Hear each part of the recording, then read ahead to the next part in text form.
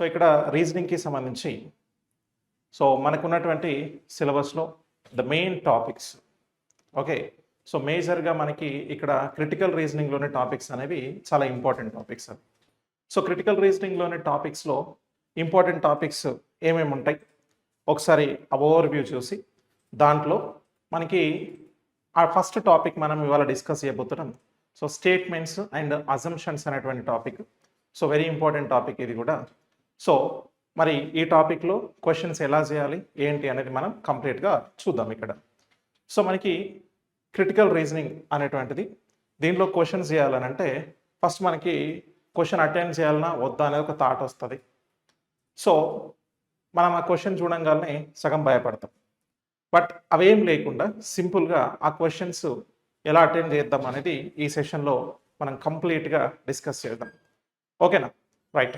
So అదేవిధంగా ఇక్కడ మనకి క్రిటికల్ రీజనింగ్లో ఉండేటువంటి మేజర్ టాపిక్స్ ఏమేమి ఉంటాయి అని అంటే ఒకసారి మీకు ఇక్కడ నేను చూపిస్తా. క్రిటికల్ రీజనింగ్, సో మేజర్గా క్రిటికల్ రీజనింగ్ అని చెప్పేసి ఉంటుంది. ఓకే. సో దీన్నే అనలిటికల్ రీజనింగ్ అని కూడా అంటాం, క్రిటికల్ రీజనింగ్ అని చెప్తాం. సో ఇక్కడ క్రిటికల్ రీజనింగ్లో ఉండేటువంటి మేజర్ చాప్టర్స్ ఏమేమి ఉంటాయి అని అంటే సో ఒకటి స్టేట్మెంట్స్, అజంప్షన్స్. స్టేట్మెంట్స్, అజంప్షన్స్ అంటే ప్రకటనలు, ఊహలు అని అంటాం. సో అజంప్షన్ అని అంటే ఏంటి అని అంటే ఊహ. సో ఊహలు అని అంటాం. సో ప్రకటనలు అండ్ ఊహలు. సో నెక్స్ట్ మనకి స్టేట్మెంట్స్, ఆర్గ్యుమెంట్స్ అని ఉంటాయి. ఆర్గ్యుమెంట్స్, ఆర్గ్యుమెంట్ అంటే ఏంటి అని అంటే వాదనలు. ఓకే. నెక్స్ట్ తర్వాత స్టేట్మెంట్స్ కోర్స్ ఆఫ్ యాక్షన్ అని ఉంటుంది. కోర్స్ ఆఫ్ యాక్షన్ అని అంటాం అంటే చర్యలు, తీసుకోవాల్సిన చర్యలు అని అంటాం. సో నెక్స్ట్ మనకి ఇక్కడ స్టేట్మెంట్స్ కంక్లూజన్స్ అని అంటాం. ఓకేనా? కంక్లూజన్స్ అని అంటే ఏంటి అని అంటే తీర్మానాలు. రెగ్యులర్గా మనం చూసేటువంటి ఈ 4 టాపిక్స్ ఉంటాయి ఇన్సెంట్రల్గా. ఈ 4 టాపిక్లు కాక సో అడిషనల్గా మనకి ఏమేమి టాపిక్స్ ఉంటాయి అంటే ఈ క్రిటికల్ రీజనింగ్లో సో ఒకటి అసర్షన్, రీజన్ అని అంటాం. సో నెక్స్ట్ ఇంకొకటి కాజ్ అండ్ ఎఫెక్ట్ అని చెప్తాం. ఓకేనా? Cause and effect. సో ఈ 2 టాపిక్స్ కూడా ఉంటాయి మనకి. 4 మేజర్ టాపిక్స్తో పాటుగా ఇక్కడ ఉన్నటువంటి 2 topics assertion, reason, cause and effect. Assertion, reason అని అంటే నిశ్చితి, కారణము అని అంటాం. సో కాజ్ అండ్ ఎఫెక్ట్ అని అంటే ఇక్కడ కారణము, ప్రభావము అని చెప్తాం. ఓకేనా? కారణం, ప్రభావం అని చెప్తాం. సో మనం ఇక్కడ ఈ మేజర్ టాపిక్స్ గురించి మాట్లాడుకుంటాం. అయితే దీంట్లో ఇవి ఎందుకు అసలు, ఫస్ట్ ఆఫ్ ఆల్ ఈ క్రిటికల్ రీజనింగ్ ఎందుకు అని అంటే రేపు పొద్దున మీరు ఆఫీసర్లు అయిన తర్వాత బీయింగ్ ఏ ఆఫీసర్గా మీ థాట్ ప్రాసెస్ ఎలా ఉండాలి, మీ వే ఆఫ్ బిహేవియర్ ఎలా ఉండాలి. సో మీరు ఒక ప్రాబ్లంకి సొల్యూషన్ చేయాలి అని అంటే మీరు ఆఫీసర్గా ఉన్నప్పుడు మీ దగ్గరికి చాలామంది వస్తుంటారు కదా. సో నాకు ఈ ప్రాబ్లం ఉంది, సో అండ్ సో ప్రాబ్లం ఉంది అని చెప్పడానికి మీ దగ్గరికి వస్తారు. అప్పుడు మీరు ఎట్లా రియాక్ట్ అవుతారు వాళ్ళ దగ్గరికి వచ్చి? మీ దగ్గరికి వచ్చిన వాళ్ళతోని మీ రియాక్షన్ ఎట్లా ఉంటుంది? సో ఆ రియాక్షన్ ఎట్లా ఉంటుంది అని అంటే రియాక్షన్ దేనిపైన బేస్ అయి ఉంటుంది? మీ వే ఆఫ్ పైన బేస్ అయి ఉంటుంది. సో మీ థాట్ ప్రాసెస్ పైన బేస్ అయి ఉంటుంది. అప్పుడు ఉన్నటువంటి సిచ్యువేషన్స్ని బట్టి బేస్ అయి ఉంటుంది. అంటే ఇవన్నిటిపైన బేస్ అయి ఉంటుంది. కాబట్టి ఇక్కడ మనం ఏమంటున్నామనంటే సో అంటే బీయింగ్ ఏ ఆఫీసర్గా నీ రియాక్షన్స్ని బట్టి సో ఇక్కడ ఈ క్రిటికల్ రీజనింగ్ అనేది డిపెండ్ అయి ఉంటుంది.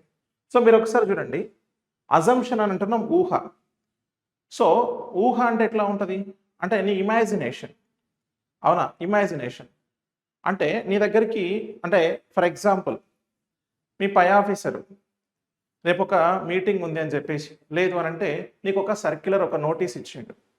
నోటీస్ ఇచ్చి దాని గురించి అంటే నెక్స్ట్ మనము ఈ ప్రోగ్రామ్ చేయబోతున్నాం, ఈ స్కీమ్ తీసుకురాబోతున్నాం అని చెప్పేసి చెప్పిండు అనుకోండి. దాని గురించి నీకు ఉండేటువంటి థాట్ ప్రాసెస్ నీకు ఉంటుంది కదా. ఎందుకంటే నీ పై ఆఫీసర్ నీకు ఒక నోటీస్ పంపించిండు. ఆ నోటీస్ చదివిన తర్వాత నీకు ఒక థాట్ వస్తుంది. ఓకేనా? So whether it is positive thought or negative thought. ప్రతి ఒక్కరికి 2 ఆలోచనలు ఉంటాయి. పాజిటివ్ ఆలోచన ఉంటుంది, నెగిటివ్ ఆలోచన ఉంటుంది, 2 ఉంటాయి కదా. So so positive thought negative thought రెండు కూడా ఉంటాయి. సో అట్లా అంటే నీ థాట్ ప్రాసెస్ ఎలా ఉంటుంది. Okay right. నెక్స్ట్ ఆర్గ్యుమెంట్ అంటున్నాం. సో ఒక కొత్త స్కీమ్ తీసుకొద్దామని చెప్పేసి ఒక మీటింగ్ ముందు ఏ స్కీమ్ తీసుకురావాలన్నా కూడా ఇంటర్నల్ డిస్కషన్స్ ఉంటాయి కదా. ఏ పాలసీ గవర్నమెంట్ పాలసీస్ ఏం తీసుకురావాలన్నా కూడా ఇంటర్నల్గా కొన్ని డిస్కషన్స్ జరుగుతాయి. సో అప్పుడు ఆర్గ్యుమెంట్స్ ఉంటాయి కదా. అంటే బీయింగ్ ఏ ఆఫీసర్గా నువ్వు ఎట్లా ఆర్గ్యూ చేస్తావు? ఎస్, మనం నెక్స్ట్ తీసుకురాబోయేటువంటి పాలసీ అనేది కరెక్ట్ అని చెప్తావా, సో కాదని చెప్తావా, ఎస్ అంటావా, నో అంటావా? అంటే ప్రతి పర్సన్కి కూడా ఆర్గ్యూ చేయడానికి అవకాశం ఉంటుంది. ఎస్ఆర్ నో చెప్పడానికి ఒక పాసిబిలిటీ ఉంటుంది కదా. సో అట్లా ఆర్గ్యూ చేస్తాం. తర్వాత నెక్స్ట్ ఫర్ ఎగ్జాంపుల్ నువ్వు ఆఫీసర్గా ఉన్న దగ్గరికి నీ లొకాలిటీలో ఉన్నటువంటి ఒక పర్సన్ నాకు ఈ ప్రాబ్లం ఉంది సార్ అని వచ్చిండు అనుకోండి. ఆ ప్రాబ్లమ్ని నువ్వు సాల్వ్ చేస్తావు కాబట్టి నీ దగ్గరికి వచ్చిండు. అంటే ప్రాబ్లం సాల్వ్ చేసేంత ఎఫిషియన్సీ నీకుంది, ఆ పవర్ నీకుంది కాబట్టి నీ దగ్గరికి వస్తాడు ఆయన.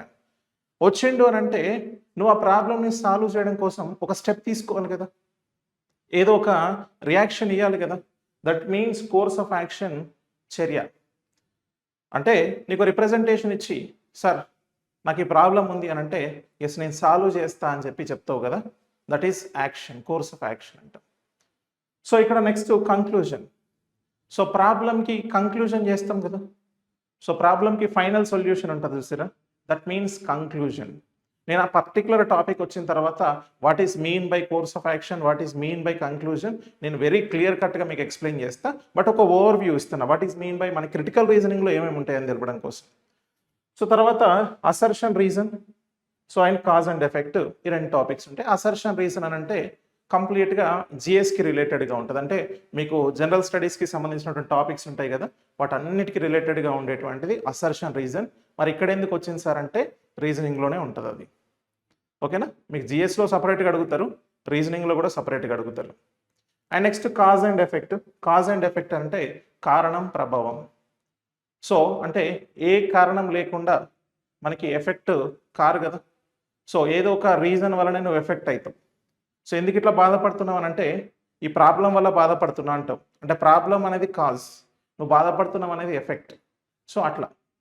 సో పర్టికులర్గా మనము టాపిక్ దగ్గరికి వచ్చినాక ఇన్ డీటెయిల్గా డిస్కస్ చేద్దాం. అయితే ప్రజెంట్ మనము ఫస్ట్ దీంట్లో స్టేట్మెంట్స్ అండ్ అజంప్షన్స్ అనేటువంటి టాపిక్ గురించి మాట్లాడుకుందాం. సో ఇక్కడ స్టేట్మెంట్స్, అజంప్షన్స్ అని అంటున్నాం. అజంప్షన్స్ అంటే ఏంటి? ఊహలు అని చెప్పినాం. ఓకేనా, సో ఊహలు. మరి ఊహ అంటే హీరోయిన్ ఊహ కాదు, అజంప్షన్ నీ ఆలోచన, నీ థాట్ ప్రాసెస్, నీ ఇమాజినరీ థింగ్. అజంప్షన్ మీన్స్ ఏంటంటే ఒక ఇమాజినరీ థింగ్. సో ఇప్పుడు ఏదైనా ఒక విషయం చెప్పినప్పుడు మనకు ఒక థాట్ వస్తుంది, ఒక ఆలోచన వస్తుంది, ఒక ఇమాజినరీ థింగ్ వస్తుంది కదా. దట్ మీన్స్ అజంప్షన్ అని అంటాం. ఓకేనా, అజంప్షన్ అని అంటాం. సో ఇప్పుడు నీకు ఏదైనా విషయం చెప్తే, ఓకే, నీకు ఏదైనా విషయం చెప్తే ఫర్ ఎగ్జాంపుల్ నెక్స్ట్ మనం రాయబోయేటువంటి ఎగ్జామ్లో పేపర్ లెవెల్ అనేది చాలా ఎఫిషియెంట్గా ఉండడానికి అవకాశం ఉంది. కాబట్టి మీరు చాలా జాగ్రత్తగా చదవాలి, ఎక్కువ ఎఫర్ట్ పెట్టి చదవాలి అని నేను చెప్పిన. ఇప్పుడు నేను చెప్పింది ఏంటి? నెక్స్ట్ రాబోయేటువంటి మన ఎగ్జామ్లో నీకు పేపర్ లెవెల్ అనేది టఫ్గా అడగచ్చు, కాబట్టి నువ్వు కొంచెం ఎఫిషియెంట్గా చదువు అని నీకు చెప్తున్నా. ఇప్పుడు వెంటనే నీకు థాట్ వస్తుంది, సార్ ఎఫిషియెంట్గా చదువుమన్నాడంటే పేపర్ టఫ్ వస్తుందా? థాట్ వస్తుంది కదా నీకు వెంటనే. ఎఫిషియెంట్గా చదువుమన్నాడు అని అంటే సార్ నార్మల్గా చదువుమంటే పేపర్ నార్మల్గా వస్తుందేమో అని వెంటనే థాట్. ఒకవేళ సార్ ఎఫిషియెంట్గా చదువుమన్నాడు అని అంటే ఆ పేపర్ ఏదో అవుతుంది, టఫ్గా వస్తుంది కావచ్చు. ఓకేనా, పేపర్ లెవెల్స్ అనేవి టఫ్ లెవెల్ ఎక్కువ ఉంటుంది కావచ్చు అనేది ఒక థాట్ వస్తుంది. లేదు అసలు నేను చేయగలుగుతానా లేదా, ఎఫిషియెంట్గా వస్తుంది, డెప్త్గా వస్తుంది అని అంటున్నాడు అని అంటే నా మీద నాకు నమ్మకం, అంటే థాట్స్ వస్తాయి కదా, ఇమాజినరీ థింగ్స్ అవి. సో ఎగ్జాక్ట్గా ఏదైనా విషయం గురించి అయినా మనకు ఒక థాట్ ఉంటుంది, whether it is the positive thought or negative thought. So what ever the thought, first thought అనేది మాత్రం మనకు వస్తుంది. ఆ థాట్ అనేది పాజిటివ్ అయినా కావచ్చు, నెగిటివ్ అయినా కావచ్చు. ఓకేనా, రైట్. సో ఆ ఇమాజినరీ థింగ్స్ గురించి ఇక్కడ మాట్లాడతాం. అయితే సో ఇక్కడ స్టేట్మెంట్ అంటే మనకు ఒక ఇన్ఫర్మేషన్ ఇస్తాడు.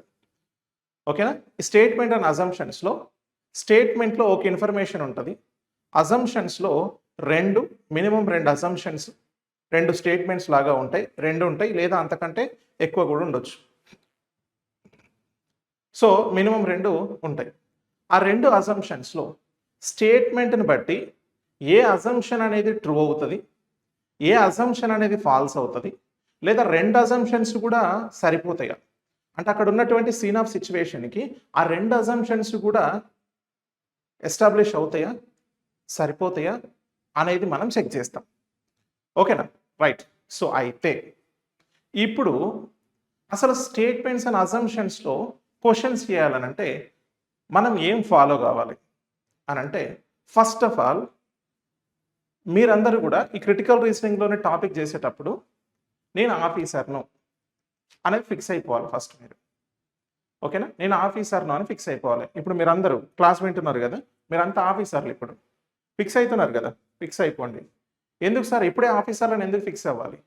నువ్వు ఆఫీసర్ అని ఫిక్స్ అయిన థాట్ నీ మైండ్‌లో ఆ థాట్ ఉంటేనే నువ్వు ఈ క్వెషన్‌కి బెటర్‌గా ఆలోచించగలుగుతావు. లేదు క్యాజువల్‌గా ఉన్నావనుకో నీకు ఆ థాట్ ప్రాసెస్ రాదు. అంటే ఒక సిట్యుయేషన్, ఒక స్టేట్మెంట్ చూసినప్పుడు నువ్వు ఏ విధంగా అజంప్షన్ చేస్తావో అక్కడ అజంప్షన్ ఏది ఇంప్లిసిట్ అయితది అని చెప్పాలి అనంటే నీ థాట్ ప్రాసెస్ అనేది బీయింగ్ ఏ ఆఫీసర్ లాగా ఉండాలి. ఓకేనా? ఫస్ట్ థింగ్ ఇది. నెక్స్ట్ సో మనము ఆల్వేస్ పాజిటివ్ మేనర్‌లోనే ఆలోచించాలి. ఆల్వేస్ పాజిటివ్ మేనర్‌లోనే ఆలోచించాలి. ఎందుకు పాజిటివ్ మేనర్‌లోనే ఆలోచించాలి? నాకు అప్పుడప్పుడు నెగెటివ్ కూడా అనిపిస్తది కదా! ఆ నెగెటివ్ అనిపించిన దాన్ని ఎందుకు తీసుకోవద్దు అనంటే బీయింగ్ ఏ ఆఫీసర్‌గా నువ్వు ఆల్వేస్ పాజిటివ్‌గానే ఉండాలి. ఇప్పుడు గవర్నమెంటు కొన్ని డెసిషన్స్ మేక్ చేసిందనుకోండి. గవర్నమెంట్ కొన్ని డెసిషన్స్ మేక్ చేస్తే నాకు నచ్చలేదు అని చెప్తావా నువ్వు? నువ్వు నచ్చలేదన్నావనుకో వాళ్ళు కూడా అంటారు, "నువ్వు నాకు నచ్చలేదు కాబట్టి ఇక్కడి నుంచి వేరే దగ్గరికి ట్రాన్స్‌ఫర్ చేస్తా. లేదా సో నిన్ను ఇంకొకటి చేస్తాము" అని చెప్పేసి అని అంటారు. అవునా? అంటే నీకు నచ్చాల్సిన అవసరం లేదు. అంటే నీ పర్సనల్ థాట్ ప్రాసెస్, నీ పర్సనల్ ఇంటెన్షన్, నీ ఓన్ థాట్స్‌ని ఇక్కడ ఉంచొద్దు. ఓకేనా? నీ పర్సనల్ థాట్స్‌ని, నీ ఓన్ థాట్ ప్రాసెస్‌ని నీకు అనిపించిన దాన్ని ఇక్కడ ఇంప్లిమెంట్ చేయొద్దు. ఏం చేయాలి మరి? బీయింగ్ ఏ ప్రొఫెషనల్‌గా థింక్ చేయాలి. బీయింగ్ ఏ ఆఫీసర్‌గా థింక్ చేయాలి. సో, బీ పాజిటివ్ అంటే పాజిటివ్‌గా థింక్ చేయాలి. అది ఫస్ట్ థింగ్. తర్వాత స్టేట్మెంట్ ఉంటది. సో, స్టేట్మెంట్‌లోకి ఇన్ఫర్మేషన్ ఇస్తాడు. స్టేట్మెంట్‌లో ఇచ్చిన ఇన్ఫర్మేషన్‌ని బట్టి మాత్రమే నీ థాట్ ప్రాసెస్ ఉండాలి గానీ, స్టేట్మెంట్‌ని దాటి నీ థాట్ ప్రాసెస్ ఉండొద్దు. అంటే స్టేట్మెంట్‌లో ఏ విషయం గురించి డిస్కస్ చేస్తున్నాడు? ఆ విషయం గురించి మాత్రమే ఆలోచించాలి గానీ, out of the boundary think చేయొద్దు. ఓకేనా? అది విషయం. So, next out of the boundary think చేయొద్దు అని అన్నాం కదా! సో, మరిప్పుడు ఆ స్టేట్మెంట్‌కి లోబడి బియాండ్ ద అంటే మనకి statement out of the boundary కాకుండా inside the boundary of the స్టేట్మెంటే మనం థింక్ చేస్తాం. మరిప్పుడు కంక్లూజన్స్ ఉంటాయి కదా! కంక్లూజన్స్‌ని ఎట్లా సెలెక్ట్ చేసుకోవాలి? ఎట్లా ఎలిమినేట్ చేయొచ్చు? అనేది మనకు డౌట్ వస్తది. యెస్. దాని గురించి మాట్లాడుతున్నాం ఇప్పుడు. అసలు కంక్లూజన్స్ అనేవి ఎలా ఉంటాయి? అంటే ఇక్కడ అజంప్షన్స్ అనేవి మనకి ఎలా ఉంటాయి? ఓకేనా? రైట్. సో, వాటి గురించి మనం మాట్లాడుకుందాం. ఇప్పుడు స్టేట్మెంట్ ఉంటది. దాని కింద 2 అజంప్షన్స్ ఉంటాయని అనుకున్నాం గదా! అజంప్షన్స్‌లో మనం ఎలిమినేషన్ ప్రాసెస్‌ని ఎట్లా చేయొచ్చు? సో, అజంప్షన్స్ గురించి మాట్లాడుకుంటే ఇక్కడ పాయింట్స్ టు రిమెంబర్ అని చెప్పేసి నేను చెప్పిన. ఇక్కడ మొత్తం ఇంగ్లీష్‌లో నేను ఈ స్టేట్మెంట్స్ అన్నిటిని పెట్టినా. But I will tell you very clearly మీరేం టెన్షన్ తీసుకోవద్దు. నేను తెలుగులో చెప్తా మీకు. ఓకేనా? Right. So, first one assumption is always indefinite and positive. ఓకేనా? Assumption is always indefinite and positive అంటున్నాం. So, first of all indefinite అనేటువంటి వర్డ్‌ని 1 సెకండ్ పక్కన పెట్టి అజంప్షన్ ఈజ్ ఆల్వేస్ పాజిటివ్ ఇది ఒకసారి చూడండి. ఓకేనా? అజంప్షన్ ఈజ్ ఆల్వేస్ పాజిటివ్ అంటే ఆల్వేస్ అజంప్షన్ అనేది పాజిటివ్‌గానే ఉండాలి. ఇది first thing. Next assumption is always indefinite అంటున్నాం. ఇండెఫినైట్ అనంటే ఖచ్చితంగా చెప్పలేనిది అంటాం. That is not the definite thing. అంటే ఇది ఖచ్చితంగా ఇది అని చెప్పడానికి లేదు. ఓకేనా? ఎందుకు ఇండెఫినైట్ థింగ్ అన్నామంటే మనం దేని గురించి మాట్లాడుతున్నాం? ఊహ గురించి మాట్లాడుతున్నాం. అజంప్షన్ గురించి మాట్లాడుతున్నాం. అజంప్షన్ అనేది మారుతా ఉంటది. ఓకేనా? అజంప్షన్ అనేది మారుతా ఉంటది. నీ థాట్ ప్రాసెస్ అనేది మారుతా ఉంటది. అది ఖచ్చితమైందా? నీ ఊహ అనేది ఖచ్చితమైందా? కాదు కదా. అంటే అజంప్షన్ అనేది డిపెండ్స్ అపాన్ సిచ్యువేషన్ మారుతుంది, కానీ అది లైవ్గా ఉందా, నీ ముందట ఉందా, లేదు. It's assumption, imaginary thing. So imaginary thing కాబట్టి ఇండెఫినైట్ అంటున్నాం. ఇమాజినరీ థింగ్ కాబట్టి ఇండెఫినైట్ అని చెప్పేసి మాట్లాడుతున్నాం. ఒకవేళ అది డెఫినైట్ థింగ్ అయితే అది అజంప్షన్ కాదు. అందుకని so assumption is always indefinite అని చెప్పేసి అని అంటున్నాడు. అజంప్షన్ ఈజ్ ఆల్వేస్ ఇండెఫినైట్ అని అంటున్నాం. సో ఇండెఫినైట్ అని ఎందుకు చెప్తున్నాము, ఇమాజినరీ థింగ్ కాబట్టి ఇండెఫినైట్ అని అంటున్నాం. మనం జడ్జిమెంట్ చేయలేం దాన్ని, అంటే రియలిస్టిక్గా ఉండదు. ఓకేనా, రైట్. కాబట్టి అది ఇండెఫినైట్ థింగ్. ఓకే, నెక్స్ట్ తర్వాత few words like each, only, any, all, every, why, what, these, therefore, but, definitely, and certainly are there, then that assumption will always be explicit or false in nature. అయితే assumptions ఉంటాయి కదా, assumptions చూసినప్పుడు sir నేను elimination ఎట్లా చేయాలి, short cut కావాలి అంటే critical రీజనింగ్లో మీరు కనుక చూస్తే ఇప్పటి వరకు మీరు ఎక్కడ చూసినా, అంటే ఏ సోషల్ మీడియా యూట్యూబ్లో చూసినా కూడా మీకు స్టేట్మెంట్స్ అండ్ అజంప్షన్ గురించి క్లియర్ కట్ ఎక్స్ప్లెనేషన్ అనేది అంత బెటర్గా ఐ థింక్ సో దొరకదు. ఓకేనా, డామ్ షూర్. బట్ ఇక్కడ మీకు దొరుకుద్ది, అది నేను చెప్తా. Okay, right. సో ఎందుకు అంటే ఇక్కడ చూడండి, ప్రతి విషయాన్ని కూడా ఎట్లా ఎలిమినేట్ చేయొచ్చు, ఎలా తీసుకోవాలి ఎలా తీసుకోవద్దు అనేది నేను చెప్తాను మీకు. Okay, right. సో ఇక్కడ ఏమంటున్నామనంటే ఇఫ్ ఫ్యూ వర్డ్స్ లైక్, అంటే మనకి అజంప్షన్స్లో కొన్ని వర్డ్స్ వస్తాయి, కొన్ని వర్డ్స్ కనిపిస్తాయి. ఆ వర్డ్స్ కనిపించినప్పుడు వాటిని ఎలిమినేట్ చేసి ఆన్సర్ని ఐడెంటిఫై చేయవచ్చు. ఎట్లాంటి వర్డ్స్, ఈచ్ అంటే ప్రతిదీ, ఓన్లీ అని అంటే అది మాత్రమే, ఎనీ ఏదన్నా, ఆల్ అన్ని, ఎవ్రీ అంటే ప్రతిదీ. సో ఇక్కడ వరకు ఫస్ట్ మాట్లాడుకుందాం, ఈ 5 వరకు మాట్లాడుకుందాం. ఓకేనా, ఈ 5 వరకు ఫస్ట్ మాట్లాడుకుందాం. ఏంటవి, each, only, any, all, every. ఈ 5 మీనింగు ఒక కామన్ థింగ్ లాగా అనిపిస్తలేదు మీకు? అంటే ఈచ్, ఇక్కడ కొన్ని చాక్లెట్స్ ఉన్నాయి అనుకోండి ఫర్ ఎగ్జాంపుల్, ఈ చాక్లెట్స్లో ఈచ్ చాక్లెట్ అంటే ప్రతీది కదా, అంటే అన్ని. ఓన్లీ అంటే ఇందులో ఉన్నాయి మాత్రమే అంటున్నా. సో ఎనీ ఇందులో ఉన్నది ఏదన్నా, ఆల్ ఇవన్నీ, ఎవ్రీ ఇక్కడ ఉన్న ప్రతీది, అంటే అన్నీ కూడా ఈ మొత్తంకి సంబంధించి చెప్తున్నాయి కదా. ఈ మొత్తంకి సంబంధించి ఇట్లాంటి వర్డ్స్ వచ్చినాయి అనుకోండి, ఆ అజంప్షన్ ఫాల్స్ అవుతుంది. ఈ వర్డ్స్ కనుక మీకు కనిపించినాయి అనుకోండి, మీకు ఎక్కడో ఒక దగ్గర అజంప్షన్లో ఈచ్ అనేటువంటి వర్డ్ కనిపించిన, ఓన్లీ అనే వర్డ్ కనిపించిన, ఎనీ అనే వర్డ్ కనిపించిన, ఆల్ అనే వర్డ్ కనిపించిన, ఎవ్రీ అనే వర్డ్ కనిపించిన, నువ్వు సింపుల్గా దాన్ని రాంగ్ అని చెప్పొచ్చు, దట్స్ నాట్ కరెక్ట్ అని చెప్పొచ్చు, అజంప్షన్ ఫాల్స్ అవుతుంది అని చెప్పొచ్చు. నెక్స్ట్ వై, వాట్, క్వశ్చనర్ అంటే నీకు అజంప్షన్లో వై ఎందుకు, వాట్ ఏమిటి, క్వశ్చన్ చేస్తారు కదా, ఆ క్వశ్చన్స్ చేసేది కూడా ఫాల్స్ అవుతుంది. క్వశ్చనర్ కూడా అజంప్షన్స్లో ఫాల్స్ అవుతుంది. నెక్స్ట్ దీస్ ఇవన్నీ, దేర్ ఫోర్, బట్ కానీ, డెఫినెట్లీ అంటే ఖచ్చితంగా, డెఫినెట్లీ అంటే ఖచ్చితంగా, సర్టెన్లీ అంటే మనము సాధారణంగా అంటాం కదా, are there, then that assumptions will always explicit or false in nature అంటున్నాం. అట్లాంటి అజంప్షన్స్ ఏవైతే ఉంటాయో అవన్నీ కూడా ఎక్స్ప్లిసిట్ అవుతాయి, ఫాల్స్ అవుతాయి అని చెప్తున్నాను. మీకు డెఫినెట్లీ అంటున్నాం అంటే ఖచ్చితంగా. అజంప్షన్ ఎప్పుడైనా ఖచ్చితంగా ఉంటుందా? అజంప్షన్ అనేది ఖచ్చితత్వంతో ఉంటుందా? డెఫినెట్ థింగ్ అవుతుందా? డెఫినెట్ థింగ్ అయితే ఇక్కడ నువ్వు ఇండెఫినెట్ థింగ్ అని ఎందుకు చెప్తాం మనం? అజంప్షన్స్ ఆర్ ఆల్వేస్ ఇండెఫినైట్ అని ఇక్కడ చెప్పినాం కదా. అజంప్షన్స్ ఆర్ ఆల్వేస్ ఇండెఫినైట్ అన్నాం కాబట్టి definite things are always false అంటున్నా. అంటే ఖచ్చితంగా అన్నప్పుడు అది ఫాల్స్ అవుతుంది, ఖచ్చితంగా అన్నప్పుడు ఫాల్స్ అవుతుంది. ఇక్కడ ఖచ్చితం గురించి మాట్లాడతలేం మనం, ఎందుకంటే we are talking about the assumption. Assumption is improper thing, that is not the proper exact thing.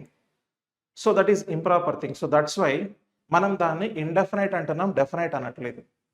Okay, so ఇలాంటి వర్డ్స్ కనుక మీకు అజంప్షన్స్లో కనిపిస్తే simply those assumptions are false అని చెప్పండి.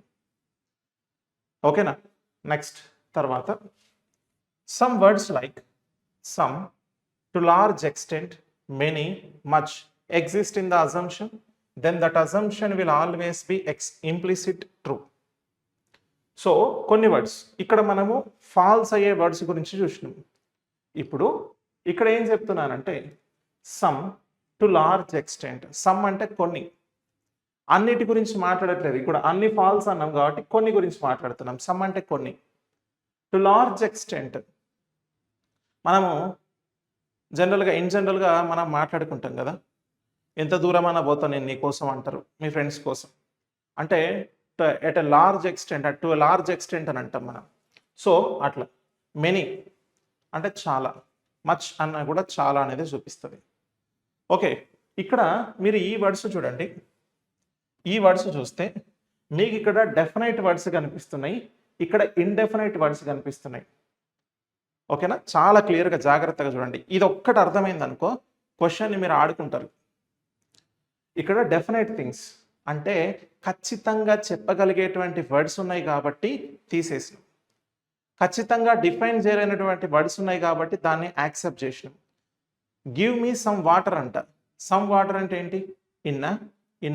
ఇన్న, హాఫ్ లీటరా, లీటరా, 2 లీటర్సా, పావు లీటరా, తెలుసా? గివ్ మీ సమ్ వాటర్ అన్న. గ్లాస్ వాటరా, మగ్లో వాటరా, బాటిల్లో వాటరా, తెలియదు. We don't know. అంటే సమ్ అనే దాన్ని డిఫైన్ చేయొచ్చు, సమ్ని డిఫైన్ చేయలేము. మీకు ఈ సమ్ అనేటువంటి వర్డ్ అనేది గుర్తుపెట్టుకోండి. ఇప్పుడు మళ్ళీ ఒక టాపిక్ దగ్గర నేను చెప్తాను మీకు సమ్ గురించి, అద్భుతంగా చెప్తాను మళ్ళీ. ఎందుకనంటే అక్కడ కూడా మనకి యూజ్ అవుతుంది, ఆ టాపిక్ వచ్చినప్పుడు మాట్లాడతాం. సో అంటే సమ్ అని అంటే వి కెనాట్ డిఫైన్ అండి, ఖచ్చితంగా డిఫైన్ చేయలేము మనం. సో కాబట్టి ఇండెఫినైట్ థింగ్ సమ్ అంటే. ఎందుకంటే సమ్ అంటే ఇంత ఇంత ఇంత అని చెప్పలేవు, కొంచెం కొంచెం అని అంటాం. కొంచెం అంటే ఎంత? సమ్ అంటే ఎంత చెప్పచ్చు? చెప్పలేం కాబట్టి అట్లా. Next to large extent. ఎంత దూరం అన్నా పోతా నీకోసం అని చెప్పి మీ ఫ్రెండ్కి చెప్పినాం అనుకో, ఎంత దూరం పోతావు? కిలోమీటరా, 2 కిలోమీటర్ల, 10 కిలోమీటర్ల, 100 కిలోమీటర్ల, తెలుసా? నీకోసం ఎంత దూరం అన్నా పోతావు మామ నేను అని అంటాం. ఎంత దూరం పోతావు? అవునా? అంటే వి కెనాట్ డిఫైన్. అంటే అక్కడ ఏం చెప్తారు? నేను నీతో ఉంటా అని చెప్పేసి, నీతో ట్రావెల్ అవుతా అని చెప్పడం కోసం ఎంత దూరం అని వస్తా అని చెప్తారు. అంటే ఇండెఫినైట్ థింగ్ కదా అది కూడా, ఇండెఫినైట్. దాన్ని మనము డిఫైన్ చేయలేము, ఇంత అని చెప్పి డిఫైన్ చేయలేము. అట్లా మెనీ అంటున్నాం. Many, much. మెనీ అని అంటే చాలా, చాలా అంటే. సో ఇక్కడ కొన్ని చాక్లెట్స్ ఉన్నాయి అనుకోండి, మెనీ చాక్లెట్స్ ఆర్ యువర్స్ అని అంటే, మెనీ చాక్లెట్స్ అంటే ఎన్ని? ఇందులో ఉన్నని ఎన్ని? ఇన్ని ఇస్తానా, ఇన్ని చాక్లెట్స్ ఇస్తానా, ఇన్ని చాక్లెట్స్ ఇస్తానా? We don't know exactly. So అంటే ఇండెఫినైట్ థింగ్స్. సో ఇక్కడ మీరు గమనించాల్సిన విషయం ఏంటంటే ఇండెఫినైట్ థింగ్స్ మనం యాక్సెప్ట్ చేస్తున్నాం. దేంట్లో? అజంప్షన్స్లో. So these are all the indefinite things exist in the assumption. అవి అజంప్షన్స్లో ఉంటాయి కాబట్టి ద అజంప్షన్స్ రైట్ అవుతాయి, ఆ అజంప్షన్స్ రైట్ అవుతాయి అని అంటున్నా. ఓకేనా? రైట్. సో ఇక్కడ డెఫినైట్ థింగ్స్ ఈచ్ అంటే ఇది ప్రతిదీ అని అంటే అక్కడ ఉన్న ప్రతిదీ అన్నీ వస్తాయి. సో ఓన్లీ అన్న ఈ పర్టికులర్ వస్తుంది కాబట్టి ఇట్లా మనకి ఖచ్చితత్వంతో చెప్పేది ఫాల్స్ అయింది. అంటే ఖచ్చితత్వంతో చెప్పకూడనటువంటిది, అంటే చెప్పలేనటువంటిది మనకి ట్రూ అవుతుంది. ఇది గమనించాలి. ఈ రెండిటికి మీకు డిఫరెన్స్ తెలిస్తే అయిపోయినట్టే, ఇంకా క్లియర్ కదా? డన్. Okay, next. సో ఇక్కడ 4th వన్ చూడండి. If the message of notice, appeal and advertisement is there, then that assumption will always true or implicit in nature. If the message of notice, నీకు అజంప్షన్స్లో notice వచ్చింది అనుకోండి, ఒకవేళ notice కనుక వస్తే, message of notice, లేదా ఒక అపీల్ అంటే ఒక అభ్యర్థన, లేదు అని అంటే ఒక అడ్వర్టైజ్మెంట్ అంటే అడ్వర్టైజ్మెంట్స్ గురించి చెప్తాం కదా. సో అడ్వర్టైజ్మెంట్ వచ్చిన is there, then that assumption will always true or implicit అంట. అట్లాంటివన్నీ కూడా ట్రూనే అవుతాయి. అడ్వర్టైజ్మెంట్ వస్తే, ఇప్పుడు ఫర్ ఎగ్జాంపుల్ ఒక అడ్వర్టైజ్మెంట్ ఉందనుకోండి, ఈ అడ్వర్టైజ్మెంట్ నిజమేనా కాదా అంటే చెప్పలేం. అడ్వర్టైజ్మెంట్ ఇచ్చిండు అని అంటే అడ్వర్టైజ్మెంట్ నమ్మాలని రూల్ లేదు కదా అని అనిపిస్తుంది కదా. అవును. నమ్మబుద్ధి కాదు. అడ్వర్టైజ్మెంట్స్ అన్నిటిని కూడా నమ్మితే మనం ఇబ్బంది పాలైతాం. సో, అంటే అడ్వర్టైజ్మెంట్ నమ్మాలన్నా సరే అంటే నమ్మాలి. ఇక్కడ చెప్పిండు కదా! Advertisements are true. Appeals true. Notice true అయితదని. సో, నెక్స్ట్ తర్వాత any assumption that is talking about social welfare positive govt policies that assumption will always be implicit. ఇంక ఇది కూడా మీరు ఇంపార్టెంట్. అంటే ఇక్కడ నేను కొన్ని పాయింట్స్ రాసిన. ఆ కొన్ని పాయింట్స్ ఎట్లాంటివి అని అంటే ఇంకా చాలా మనకి ఇంపార్టెంట్ పాయింట్స్, అద్భుతమైన పాయింట్స్ అవి. సో, దాంట్లో నెక్స్ట్ పాయింట్‌లో ఏంటి అని అంటే సోషల్ వెల్ఫేర్. సోషల్ వెల్ఫేర్‌కి సంబంధించినటువంటి ఏ ఇష్యూ వచ్చినా అది పాజిటివ్‌గా వస్తే those positive social welfare things are always true అవుతాయి. ఆల్వేస్ ట్రూ అవుతాయి. అంటే సోషల్ వెల్ఫేర్ గురించి అంటే సమాజ శ్రేయస్సు గురించి, ఓకేనా? సొసైటీ గురించి మనం మాట్లాడతాం కదా! అట్లాంటి పాజిటివ్ థింగ్స్ ఏవైతే ఉంటాయో ఆ పాజిటివ్ థింగ్స్ అనేవి ట్రూ అవుతాయి.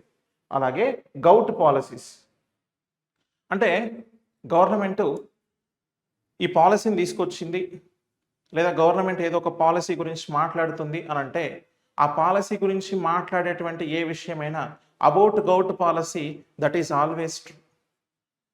మనకేం తెలుసు సార్ ఆ గవర్నమెంట్ ఏం చేసింది అనేది తెలుసా? ఒక గవర్నమెంట్ ఇట్లా చేసింది అని అంటే ఆ ఒక గవర్నమెంట్ ఎవరో నాకు తెలియదు, ఆ గవర్నమెంట్లో అది వచ్చిందా రాలేదా నాకు తెలియదు, ఇదంతా వద్దు మనకి, ఓకేనా? స్టేట్మెంట్లో ఏం చెప్తాడు అది ఫాలో కావాలి. అజంప్షన్స్లో ఏది మనకి సపోర్ట్ చేస్తుంది, ఇంప్లిసిట్ అవుతుందని అది కావాలి. కానీ ఈ స్టేట్మెంట్ని ఎక్కడి నుంచి తీసుకొచ్చిండు, ఆ స్టేట్మెంట్ ఎక్కడి నుంచి వచ్చింది అది మనకు అవసరం లేదు. అది నిన్ను అడగడు, నీకు అనవసరం. స్టేట్మెంట్ చూసినామా, ఆ స్టేట్మెంట్ అర్థం చేసుకున్నామా, రెండు అజంప్షన్స్లో ఏ అజంప్షన్ మనకి సపోర్ట్ చేస్తుంది అని మనం అక్కడ వర్కౌట్ చేసినామా, దట్స్ ఇట్, అంతే. ఓకే. సో, నెక్స్ట్ తర్వాత ఇక్కడ ఏమంటున్నాం, సోషల్ వెల్ఫేర్కి సంబంధించినటువంటి అంశాలు, అలాగే గౌట్ పాలసీస్కి సంబంధించినటువంటి అంశాలు ఇవన్నీ కూడా ఏమైతే ట్రూ అవుతాయి అని అంటున్నాం. నెక్స్ట్ తర్వాత if assumption is related to past and future things then that assumption will always be false or explicit in nature. ఇక్కడ ఏదైనా అజంప్షన్ అనేది పాస్ట్ గురించి మాట్లాడినా ఫ్యూచర్ గురించి మాట్లాడినా ఆ అజంప్షన్స్ అనేవి ఫాల్స్ అవుతాయి అని అంటున్నా. ఎందుకు సార్ పాస్ట్ ఫ్యూచర్ గురించి అని అంటే మనకు అజంప్షన్ అనేది ప్రజెంట్లో ఉండాలి. నువ్వు ఆల్రెడీ చేసేదే ఊహ. సో, థాట్ ప్రాసెస్ ఒక ఇమాజినరీ థింగ్. ఆ ఇమాజినరీ థింగ్ అనేది ఇప్పుడున్నటువంటి స్టేట్మెంట్కి ఎట్ ప్రజెంట్ ఎట్లా ఉంటుంది అనేది కావాలి. కానీ పాస్ట్‌లో ఉన్నటువంటి ఎక్స్‌పీరియన్స్‌ని బేస్ చేసుకొని నేను చెప్తున్నా, ఫ్యూచర్‌లో ఇట్లా ఉండబోతుంది అని చెప్పేసి నేను అడ్వాన్స్‌గా ఇమాజిన్ చేసి చెప్తున్నా, ఇవన్నీ పనికిరావు ఇక్కడ. అంటే పాస్ట్ అండ్ ఫ్యూచర్‌కి సంబంధించినటువంటి ఏ అంశాలని కూడా మనం ఇక్కడ కన్సిడర్ తీసుకోవద్దు. ఓకేనా? రైట్. సో, అది మేజర్ గమనించాలి.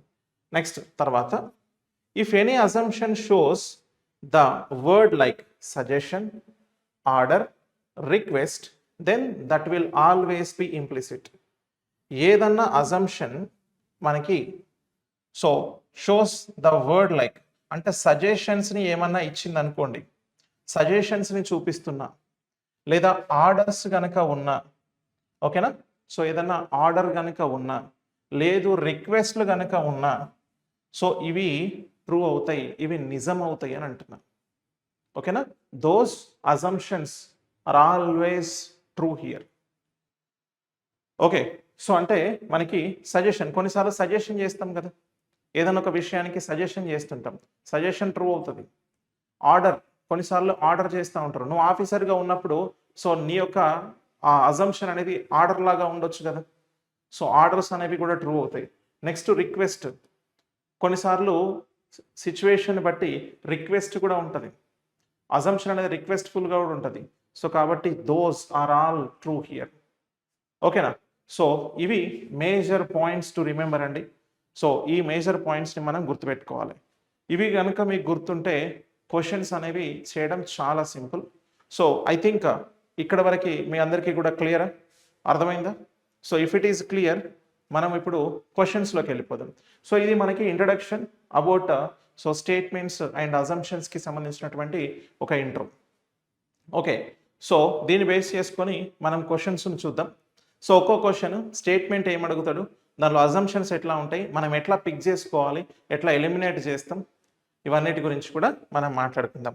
So if it is clear ఒకసారి మీరు కామెంట్లో ఎస్ అని చెప్పండి, క్లియర్ అని చెప్పండి, then will move to the questions. That so here we have the first question. So ఇక్కడ స్టేట్మెంట్ అండ్ అజంప్షన్ ఉంది. ఇంగ్లీష్ అండ్ తెలుగు రెండు వెర్షన్స్లో ఉంది. I will tell you very clearly. So నేను మీకు క్లియర్గా చెప్తా, డోంట్ వరీ.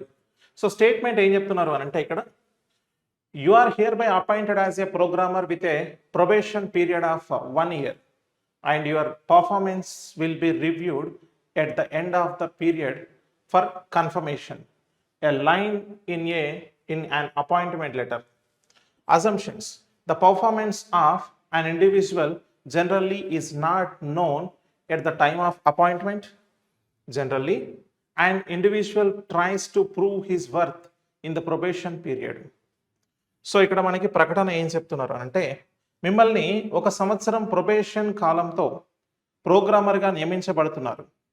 ఈ కాలం ముగిసిన తర్వాత మీ నియామకాన్ని ధృవీకరించడానికి మీ పనితీరు సమీక్షించబడుతుంది. ఒక నియామక పత్రంలో వాక్యం. ఇప్పుడు అజంప్షన్ చూద్దాం. సాధారణంగా నియామక ఆఫర్ ఇచ్చే సమయంలో ఒక వ్యక్తి యొక్క పనితీరు గురించి పూర్తి అవగాహన ఉండదు. సో సాధారణంగా ఒక వ్యక్తి తన ప్రొబేషన్ కాలంలో తన సామర్థ్యాన్ని నిరూపించుకోవడానికి ప్రయత్నిస్తాడు. సో ఇవి రెండు మనకి అజంప్షన్స్. స్టేట్మెంట్ ఉంది, అజంప్షన్. సో స్టేట్మెంట్లో ఫస్ట్ అసలు ఏం చెప్తున్నారు అని అంటే ఒక పర్సన్ తను జాబ్లో జాయిన్ అయినప్పుడు 1 సంవత్సరం ప్రొబేషన్ పీరియడ్తోని, సో జనరల్గా ప్రొబేషన్ పీరియడ్ ఉంటుంది కదా, సో 1 సంవత్సరం ప్రొబేషన్ పీరియడ్తోని ఆయన ప్రోగ్రామర్గా నియమిస్తున్నారంట. అయితే ఏం చెప్తున్నారు అని అంటే ఈ కాలం ముగిసిన తర్వాత మీ యొక్క నియామకాన్ని ధృవీకరించడానికి మీ పనితీరు సమీక్షించబడుతుంది అంటున్నాడు. అంటే ఆయన ఎట్లా వర్క్ చేస్తాడు అనేది మనం జాయినింగ్ లెటర్ ఫస్ట్ ఇస్తాం కదా. జాయినింగ్ లెటర్ ఇచ్చినాక వెంటనే ఎక్కడైనా ఏ జాబ్ అయినా, ఈవెన్ దో గవర్నమెంట్ జాబ్ అయినా కూడా ప్రొబేషన్ పీరియడ్ లేకుండా ఉంటుందా? What is mean by probation period అంటే మనం ఎట్లా వర్క్ చేస్తాం, మన వే ఆఫ్ వర్క్ ఏంది. ఈవెన్ మనం ప్రైవేట్ తీసుకున్నా గవర్నమెంట్ తీసుకున్నా ప్రొబేషన్ పీరియడ్ అనేది ఒక సెట్ ఆఫ్ పీరియడ్కి ఉంటుంది.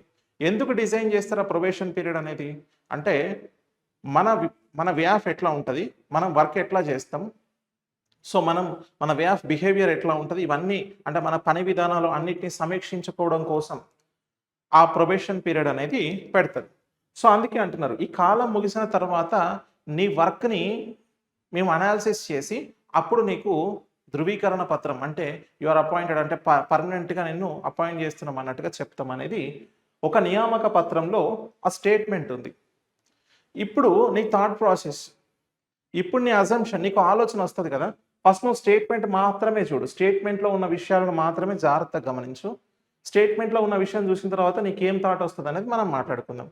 అంటే 1 సంవత్సరం ప్రొబేషనర్ పీరియడ్ కోసం నన్ను జాబ్లో జాయిన్ చేసుకుంటున్నారు అంటే నన్ను ఆ 1 year ప్రొబేషన్ పీరియడ్ అయిపోయిన తర్వాత పర్మనెంట్ చేస్తాము అని చెప్పేసి అప్పుడు ధృవీకరణ పత్రం ఇస్తాము అని చెప్పేసి చెప్తున్నారు.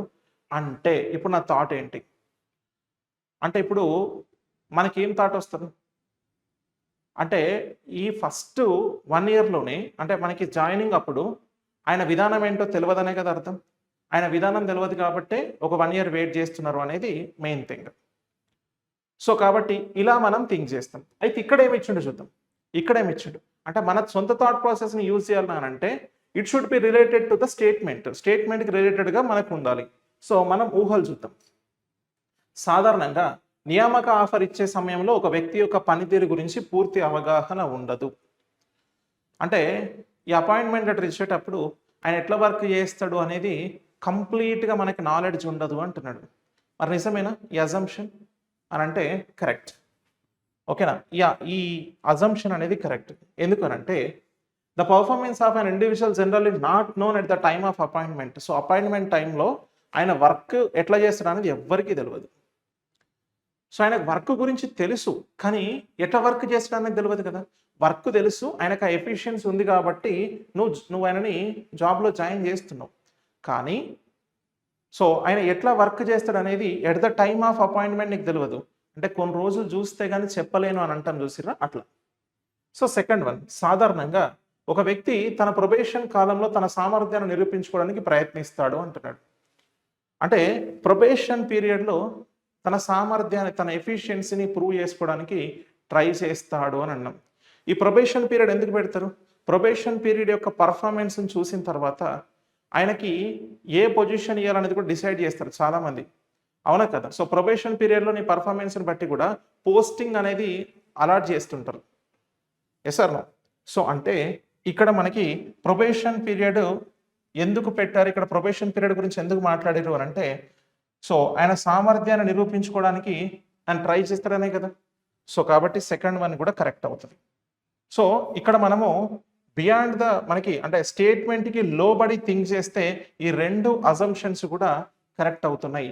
సో కాబట్టి both the assumptions 1 and 2 are implicit here.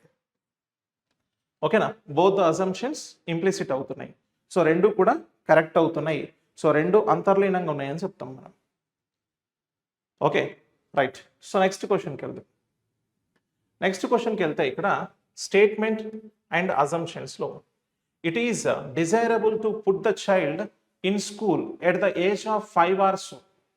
Assumptions: at that age the child reaches appropriate level of development and is ready to learn. And second one, the schools do not admit children after 6 years of age. So ఇక్కడ ప్రకటన and మనకి ఊహలు ఇచ్చారు. ప్రకటన ఏం చెప్తున్నారు అని అంటే, పిల్లలను సుమారు 5 సంవత్సరాల వయసులో పాఠశాలలో చేర్పించడం మంచిది అంటున్నాడు. సో 5 లేదా అంతకంటే ఎక్కువ సంవత్సరాల అంటే ఎక్కువ వయసులో మనం ఆ స్కూల్లో చేర్పించడం మంచిది. మరి ఊహలు, ఆ వయసులో పిల్లలు తగినంత మానసిక వికాసాన్ని పొంది నేర్చుకోవడానికి సిద్ధంగా ఉంటారు. పాఠశాలలు 6 సంవత్సరాల వయసు దాటిన పిల్లలను చేర్చుకోవు అంటున్నాడు. సో ఇక్కడ ఉన్నటువంటి రెండిట్లలో మనం ఒకసారి జాగ్రత్తగా గమనిస్తే స్టేట్మెంట్ ఏం చెప్పిండు? పిల్లలను సుమారు 5 లేదా అంతకంటే ఎక్కువ సంవత్సరాల వయసులో ఉన్నప్పుడు, ఓకేనా? So at the age of 5 or so అంటే 5 లేదా అప్రాక్సిమేట్గా అంతకన్నా ఎక్కువ సంవత్సరాలు ఉన్నప్పుడు వాళ్ళని స్కూల్లో జాయిన్ చేయడం బెటర్ అని చెప్పేసి చెప్తున్నాడు. అంటే వాళ్ళను 5 లేదా ఆ 5 సంవత్సరాల వయసులో స్కూల్ని ఎందుకు జాయిన్ చేయమని చెప్తున్నాడు అంటే, అంతకంటే ముందు ఎందుకు జాయిన్ చేయమని చెప్పలేదు అంటే, ఇక్కడ స్టేట్మెంట్ చూడండి, నీకు ఏమి ఇచ్చిండు? 5 సంవత్సరాల వయసులో చేర్పిస్తే మంచిది అని అంటున్నాడు. అంటే 5 సంవత్సరాల వయసులో చేర్పిస్తే మంచిదని స్టేట్మెంట్లో చెప్పిండు అని అంటే ఎందుకు చెప్పుంటాడు? నీ ఇమాజినేషన్ ఇప్పుడు ఎందుకు చెప్పుంటాడు అంటే, ఆ టైంలో పిల్లగాడు ఆ పిల్లోడు స్కూల్కి పోయేంత ఎఫిషియన్సీ ఆయనకు వస్తుందనా? అక్కడికి పోయిన తర్వాత టీచర్ ఏం చెప్పినా నేర్చుకునే పొజిషన్కి వస్తాడనా? ఆ థాట్ ప్రాసెస్ వస్తుందనా? ఏదో ఒకటి ఉంటుంది కదా. సో ఫస్ట్ నువ్వు ఇది చదవంగానే నీ మైండ్లో ఒక థాట్ వస్తుంది. ఇప్పుడు అజంప్షన్స్ చూడు, ఆ వయసులో పిల్లలు తగినంత మానసిక వికాసాన్ని పొంది నేర్చుకోవడానికి సిద్ధంగా ఉంటారు అంటున్నాడు. ఆ వయసులోనట తగినంత మానసిక వికాసాన్ని పొంది అంటే, so appropriate level of development. 5 సంవత్సరాల వయసులో పిల్లోడికి ఒక రకమైనటువంటి డెవలప్మెంట్ అంటే మెంటల్గా కానీ తను ఒక డెవలప్మెంట్ వస్తుందా రాదు అంటే, ఎట్ ద ఏజ్ ఆఫ్ 3 ఇప్పుడున్నటువంటి సిచ్యువేషన్లో 3 years అప్పుడే 2.5 yearsకే ప్లే స్కూలు, ప్రీ స్కూలు, ఇంకో స్కూల్ అని చెప్పేసి పంపిస్తున్నారు. ఓకే, బట్ ఒకానొక టైంలో మినిమం 5 years వచ్చేంత వరకు కూడా పిల్లోని స్కూల్కి పంపించకపోయేది. మినిమం 4.5 years 5 years అప్పుడు ఫస్ట్ క్లాస్, అప్పుడు ఎల్కేజీ యూకేజీ లేని టైంలో డైరెక్ట్గా ఫస్ట్ క్లాసే కదా. సో దానికంటే ముందు ఒకవేళ ప్రీ స్కూల్ అని అంటే అంగన్వాడీ స్కూల్స్ ఉంటాయి, అంగన్వాడీస్కి పంపించేవాళ్ళు, అవునా కదా. సో అయితే ఇక్కడ మనకి ఏం చెప్తున్నారు? ఆ పిల్లలు తగినంత మానసిక వికాసాన్ని పొంది నేర్చుకోవడానికి సిద్ధంగా ఉంటారు అని అంటే ఈ అజంప్షన్ కరెక్ట్ అవుతుంది. ఎందుకనంటే ఆ టైంకి, ఓకేనా, ఆ టైంకి ఆ పిల్లగానికి 5 సంవత్సరాల వయసు వచ్చినప్పుడు ఈజ్ రెడీ టు లెర్న్ అంటే ఏదైనా చెప్పినా కూడా పిల్లోడు వింటాడు, అవునా కదా. మనకి జనరల్గా పిల్లలు ఏం చేస్తారు? బిలో 2-3 years ఉన్నప్పుడు కానీ అంటే కానీ 4-5 years లోపు ఉన్నప్పుడు కానీ వాడు చెప్తే వినడు అసలు. కానీ ఒక 5 yearsకి వచ్చాక రాగానే మనం ఏదైనా చెప్తే అర్థం చేసుకోవడానికి ట్రై చేస్తాడు, వినడానికి ట్రై చేస్తాడు. సో కాబట్టి అదే విషయాన్ని ఇక్కడ చెప్తున్నాడు. సో అజంప్షన్ ట్రూ అవుతుంది. అంటే ఎందుకు 5 సంవత్సరాల వయసులోనే స్కూల్లో చేర్పిస్తే మంచిదని చెప్పిండు అని అంటే, ఆ వయసులో పిల్లలు ఒక సెట్ ఆఫ్ రేంజ్కి వెళ్తారు, వాళ్ళొక డెవలప్మెంట్ వస్తుంది అనేది అర్థం అన్నట్టు. సో నెక్స్ట్, పాఠశాలలు 6 సంవత్సరాల వయసు దాటిన పిల్లల్ని చేర్చుకోవు అంటున్నారు.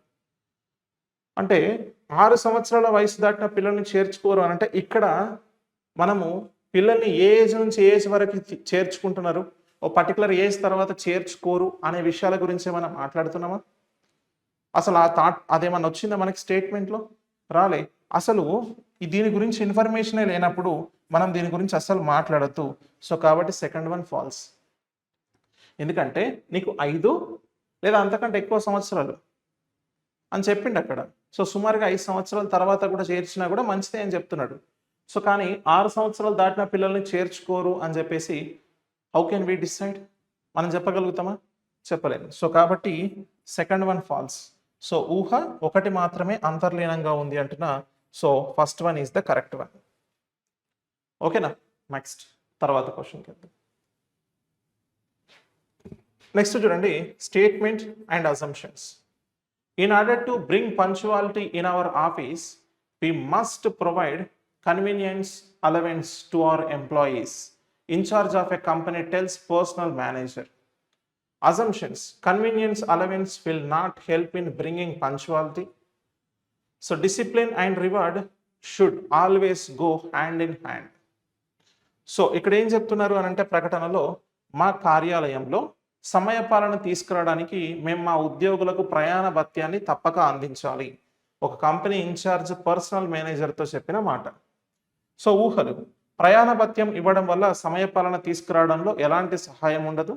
క్రమశిక్షణ మరియు ప్రతిఫలం ఎప్పుడు జంటగా ఉండాలి అంటున్నాడు. సో ఇక్కడ ఒకసారి మనం జాగ్రత్తగా చూస్తే ప్రకటనలో ఏం చెప్పిండు అంటే, ఒక ఆఫీస్లో అందరు కూడా 9 o'clock ఆఫీస్ అని అంటే మెల్లగా 9:30, 10 o'clock ఇట్లా వాళ్ళ ఇష్టం వచ్చినప్పుడు వస్తున్నారు అన్నట్టు. అయితే వీళ్ళందరూ ఇన్ టైం రావడం కోసం, ఇన్ టైంలో వాళ్ళని ఆఫీస్కి తీసుకొచ్చే ప్రయత్నంలో వీళ్ళు ఏం చేస్తున్నారు అని అంటే సమయపాలన తీసుకురావడం కోసం. అంటే అందరికీ పంచువాలిటీ ఉండాలి కదా. 9 అంటే 9కి రావాలి, 10 అంటే 10కి రావాలి. కానీ నచ్చినప్పుడు రావద్దు కదా. సో అట్లా సమయపాలన తీసుకురావడానికి మేము మా ఉద్యోగులకు ప్రయాణ భత్యాన్ని తప్పక అందించాలి. ప్రయాణ భత్యం అని అంటే ట్రాన్స్పోర్ట్ అలవెన్స్. ఓకేనా? సో వాళ్ళు ట్రాన్స్పోర్ట్ అలవెన్స్ని వాళ్ళు అందిస్తామని చెప్పేసి అంటున్నారు. ఓకేనా? సో అంటే ఒక ప్లేస్ నుంచి ఇంకొక ప్లేస్కి వాళ్ళు ఇప్పుడు ఇంటి నుంచి ఆఫీస్కి, ఆఫీస్ నుంచి ఇంటికి వెళ్తారు కదా. సో ఈ ప్రయాణ భత్యం ట్రాన్స్పోర్ట్ అలవెన్స్ కనుక వాళ్ళు ప్రొవైడ్ చేశారు అనుకోండి, అంటే అందించాలి అని వాళ్ళు అనుకుంటున్నారు. కంపెనీ ఇన్ఛార్జ్ పర్సనల్ మేనేజర్తో చెప్పిండు. ఓకేనా? ఇన్ఛార్జ్ పర్సనల్ మేనేజర్తో చెప్పిండు. ఇప్పుడు ఈ విషయం, ఈ కన్వర్జేషన్ వాళ్ళిద్దరి మధ్యలో జరిగింది కదా. అజంప్షన్ ఏంటి అని అంటే వాళ్ళు ఏమనుకుని ఉంటారు? ఇన్ జనరల్గా మనం మాట్లాడుకుందాం. అంటే వాళ్ళని ఇన్ టైంకి తీసుకురావడం కోసం, ఇన్ టైంకి వాళ్ళు ఆఫీస్కి రావడం కోసం మీకు ట్రాన్స్పోర్ట్ అలవెన్స్ నేను ఇస్తా అని చెప్పేసి చెప్పిండు అనుకో, వస్తారా? అంటే కొంతమంది ఏం చేస్తారు, ట్రాన్స్పోర్టేషన్కి నాకు రోజు డబ్బులు అవుతున్నాయి కాబట్టి ఇప్పుడు ఆ ట్రాన్స్పోర్ట్ అలవెన్స్ నాకు ఆఫీస్ వాళ్ళు ప్రొవైడ్ చేస్తామని అంటున్నారు కాబట్టి నేను ముందెళ్తే బెటరే కదా, ఇన్ టైంకి వెళ్తే బెటరే కదా అని మైండ్లో థాట్ వస్తుందా రాదా? ఓకేనా? వస్తుంది, డెఫినెట్గా థాట్ అయితే వస్తుంది. ఎందుకనంటే ఎవరికైనా నీకు ఒకటి చూపిస్తున్నారు, ఏంటి అది? ప్రతిఫలం. అంటే నీకు దాని గురించి, అంటే నువ్వు ఒక పని చేసినావు అనుకో, నీకు దానికి ప్రతిఫలం ఇస్తా, ఓకే, రివార్డ్ ఇస్తా అని చెప్పేసి అన్నాను అనుకో, ఖచ్చితంగా పని చేస్తారు. అవునా కదా? సో కాబట్టి ఇక్కడ అదే మాట్లాడుతున్నాం. ప్రయాణ భత్యం ఇవ్వడం వల్ల సమయపాలన తీసుకురావడంలో ఎటువంటి సహాయం ఉండదు అంటున్నాడు. ఇది తప్పు, ఈ అజంప్షన్ తప్పు. ఓకేనా? Will not help in bringing punctuality అంటున్నాడు. సో ఇది అస్సలు మనకి ప్రయాణ భత్యం ఇవ్వడం వల్ల సో సమయపాలన తీసుకురావడంలో ఎటువంటి సహాయం ఉండదు అంటున్నాడు. అంటే ఎటువంటి సహాయం ఉండదని హౌ కెన్ వి జడ్జ్? ఎట్లా చెప్తాం?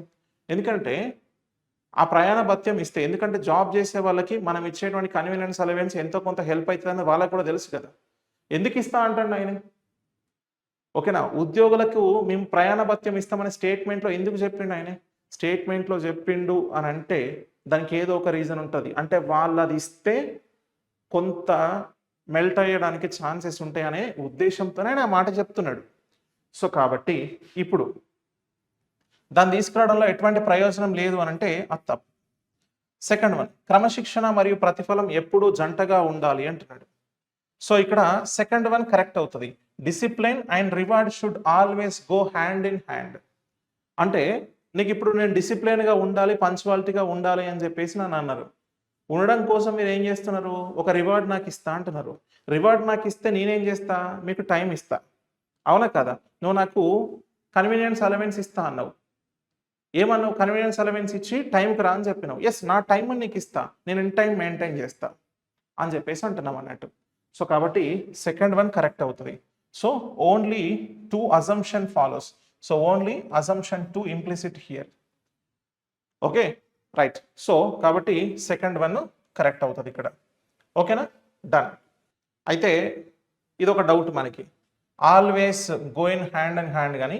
సో మనము ఆల్వేస్ అనేటువంటి వర్డ్ ఎక్కడన్నా వచ్చిందా? ఆల్వేస్ అనే వర్డ్ గురించి మనము ఇంట్రోలో ఎక్కడ మాట్లాడుకోలేము. ఓకేనా, అంటే ఎల్లప్పుడు, అంటే ఖచ్చితంగా మనం ఇది అంటున్నామా అంటే ఇక్కడ సీన్ ఆఫ్ సిచ్యువేషన్ ఏంటి? ఈ రెండింటి గురించే మాట్లాడుతున్నాం.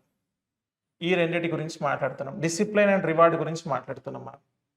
ఓకేనా, ఈ రెండు ఒకదానికొకటి ఎల్లప్పుడూ, సో అవి ఎల్లప్పుడూ హ్యాండ్ ఇన్ హ్యాండ్లో ఉంటాయి, జంటగా ఉంటాయి అని అంటున్నాం.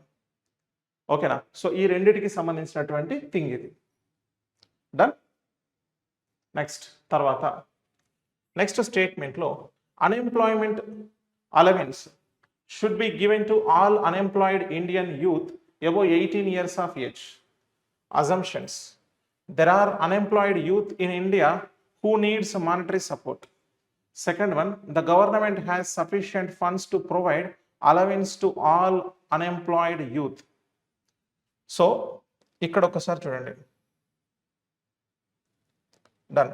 సో ఇక్కడ మనం ఏమంటున్నామనంటే ప్రకటనలో 18 సంవత్సరాల కంటే ఎక్కువ వయసున్న నిరుద్యోగ భారతీయ యువత అందరికీ నిరుద్యోగ భత్యం ఇవ్వాలి. సో ఒకసారి ఇక్కడ చూస్తే మనకి ఊహల్లో భారతదేశంలో ఆర్థిక సహాయం అవసరమైన నిరుద్యోగ యువత ఉన్నారు. నిరుద్యోగ యువత అందరికీ భత్యం అందించడానికి ప్రభుత్వానికి తగినంత నిధులు ఉన్నాయి. సో ఇక్కడ మనకి ఏం చెప్తున్నారు స్టేట్మెంట్లో అంటే 18 సంవత్సరాల కంటే ఎక్కువ వయసున్న నిరుద్యోగ భారతీయ యువత అందరికీ నిరుద్యోగ భత్యం ఇవ్వాలి. Okay, right. సో 18 సంవత్సరాలు అంతకంటే ఎక్కువ ఉన్న వాళ్ళకి సో నిరుద్యోగ భత్యం ఇవ్వాలి అని అంటున్నారు. సో స్టేట్మెంట్లో ఏం చెప్తున్నారు అని అంటే నిరుద్యోగ భారతీయ యువత అందరికీ, so all unemployed Indian youth అని చెప్పేసి చెప్పిండ్రు, అందరికి ఇవ్వాలి అని అన్నారు. ఇవ్వాలి అని అంటే ఇక్కడ ఏం చెప్తుంది స్టేట్మెంట్ ఆర్డరా, స్టేట్మెంట్ అనేది రిక్వెస్టా, స్టేట్మెంట్ అనేది సజెషన్లో ఉందా? ఫస్ట్ ఆఫ్ ఆల్ ఇది మనం థింక్ చేద్దాం. ఓకేనా, స్టేట్మెంట్ అనేది ఎట్లా ఉంది? 18 సంవత్సరాలు అంతకంటే ఎక్కువ వయసున్న భారతీయ నిరుద్యోగ యువత అందరికీ నిరుద్యోగ భత్యం ఇవ్వాలి అని అంటే ఇట్స్ ఎ సజెషన్, అంటే ఇస్తే బాగుంటుంది ఇవ్వాలి అని అంటాం. అది ఆర్డర్ కాదు. ఎందుకంటే మనం గవర్నమెంట్ని ఆర్డర్ చేయలేం, రిక్వెస్ట్ చేయగలుగుతాం, సజెషన్ చేయగలుగుతాం, అవునా కదా? మాకు ఇది కావాలని రిక్వెస్ట్ ఇస్తాం, మాకు ఇది కావాలని సజెషన్ చేస్తాం. అంటే ఇక్కడ చెప్తున్నటువంటి అంశం ఏంటి అని అంటే సజెషన్కి సంబంధించినటువంటి అంశం అది. సో ఇప్పుడు మరి నిరుద్యోగ భత్యం ఇవ్వాలి మనకి అబోవ్ 18 ఇయర్స్ ఉన్న వాళ్ళకి అని అంటే మరి ఇప్పుడు ఊహ ఏంటి? అజంప్షన్లో భారతదేశంలో ఆర్థిక సహాయం అవసరమైన నిరుద్యోగ యువత ఉన్నారు అని ఒక అజంప్షన్ ఉంది. మరి ఇది కరెక్ట్ అవుతుందా అంటే ఇప్పుడు స్టేట్మెంట్లో 18 సంవత్సరాల కంటే అబోవ్ ఉన్నటువంటి నిరుద్యోగ యువతకి నిరుద్యోగ భత్యం ఇవ్వాలని ఎందుకు చెప్పి ఉంటారు? ఆ సజెషన్ ఎందుకు చేసి ఉంటారు? ఎందుకంటే వాళ్ళకి ఫినాన్షియల్గా స్ట్రగుల్ అవుతుంటారు, ఫినాన్షియల్ సపోర్ట్ అనేది వాళ్ళకు లేదు కాబట్టి, ఫినాన్షియల్ సపోర్ట్ 18 ఇయర్స్ అబోవ్ ఉన్న వాళ్ళకి కొంచెం తక్కువ ఉంటుంది కాబట్టి వాళ్ళకు గనక ఆర్థిక సహాయం నిరుద్యోగ వృత్తి అనేది నిరుద్యోగ భత్యం అనేది కనుక ఇస్తే వాళ్ళకి ఫినాన్షియల్ సపోర్ట్ దొరుకుద్ది అని ఇక్కడ ఉద్దేశం, అంతే కదా? అండ్ జనరల్గా ఇక మీ అందరికీ తెలియనిది ఏముంది? నిరుద్యోగం అనే దాని గురించి మీకంటే ఎక్కువ ఎవరికి తెలియదు, అంటే మనకంటే ఎక్కువ ఎవరికి తెలియదు కదా. So right. అయితే మరి ఇప్పుడు ఈ నిరుద్యోగ భత్యం ఇవ్వాలి అని అంటున్నారు కదా, మరి ఈ ఊహలో భారతదేశంలో ఆర్థిక సహాయం అవసరమైన నిరుద్యోగ యువత ఉన్నారు, ఈ అజంప్షన్ కరెక్టేనా? అంటే ఆయన ఇవ్వాలన్నాడు కాబట్టి ఉండే ఉంటారు, ఆర్థిక సహాయం అవసరమైనటువంటి యువత ఉన్నారు కాబట్టే కదా ఆ విషయం చెప్తున్నాడు అనే థాట్ వస్తుంది కదా. ఎస్, కాబట్టి ఫస్ట్ వన్ కరెక్ట్. ఎందుకంటే భారతదేశంలో ఆర్థిక సహాయం అవసరమైనటువంటి యువత ఉన్నారు కాబట్టే ఈ స్టేట్మెంట్లో ఆ మాట చెప్పిండు. ఓకే, సో కాబట్టి ఫస్ట్ వన్ కరెక్ట్. సెకండ్లో నిరుద్యోగ యువత అందరికీ భత్యం అందించడానికి ప్రభుత్వానికి తగినంత నిధులు ఉన్నాయి అంటున్నాడు. సో నిరుద్యోగ యువత అందరికీ భత్యం అందించడానికి ప్రభుత్వం వద్ద తగినంత నిధులు ఉన్నాయి. ప్రభుత్వం వద్ద నిధులు ఉన్నాయి అని చెప్పేసి మనకు తెలుసా? ప్రభుత్వం వద్ద నిధుల గురించి మనకేమైనా స్టేట్మెంట్లో ఇచ్చిండా? Statement is a suggestion. ఓకేనా? స్టేట్మెంట్ అనేది ఒక సజెషన్. సో మీరు నిరుద్యోగ భత్యం ఇస్తే బాగుంటుంది అనేది సజెషన్ కింద ఉంది.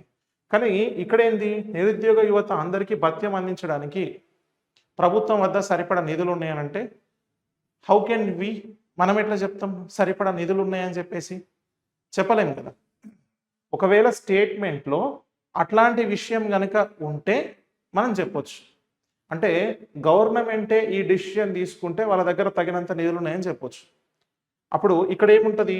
సో ప్రభుత్వం 18 సంవత్సరాల కంటే ఎక్కువ వయసున్న నిరుద్యోగ యువతకు నిరుద్యోగ భత్యం ఇవ్వాలని నిర్ణయించింది, నిరుద్యోగ భత్యం ఇవ్వాలనుకుంటుంది.